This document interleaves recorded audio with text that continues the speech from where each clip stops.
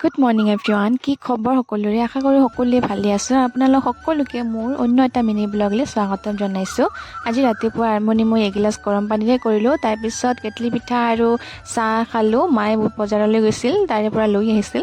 আৰু চাহ পানী খাই মই গা ধুবলৈ গ'লোঁ আৰু গা পা ধুই আহি মই কিটচেনত সোমালোঁ। কিটচেনত সৰু আলু আছিল, তো সৰু আলু কাটিলোঁ ভাজি কৰি খাবৰ কাৰণে। আৰু আলু ভাজি হোৱাৰ লগে লগে মই ভাত খাব বহিলোঁ। ঘৰৰ মানুহখিনি অলপ পিছত বহি মই আগতে বহিছোঁ, কাৰণ আলু ভাজিটো গৰম গৰম খালেহে ভাল লাগিব। আৰু ভাত পানী খোৱাৰ পিছত মই গ'লোঁ অলপ বাহিৰত বহিবৰ কাৰণে, যিহেতু এতিয়াও ঠাণ্ডা আছে অলপ, ভাবিলোঁ অলপমান ৰ'দত বহি থাকোঁ। কিন্তু মোৰ মূৰৰ ওপৰত দেখিছে এয়া বগৰী গছৰ, মোক শান্তিমতে থাকিবই দিয়া নাই। ইমান বগৰী সৰি আছে মোৰ গায়ে মূৰে, সেইকাৰণে এইবিলাক অলপমান বুটলি ল'লোঁ। তাৰপিছত বগৰীবিলাক দেখিও মোৰ কিবা খাব মন গ'ল। 4-5টামান খালোঁ, যিহেতু ভাত খাইছোঁ, বেছি নাখালোঁ। আৰু ভাত পানী খোৱাৰ পিছত মই অলপ শুইছোঁ। শোৱাৰ পিছতে উঠি ইমান মূৰ বিষাই আছে, মোক চাহ খাব মন যায় আছিল, সেইকাৰণে চাহ বনাই খালোঁ। আৰু ভিডিঅ'টো চাই কেনেকুৱা পালে কমেণ্ট কৰি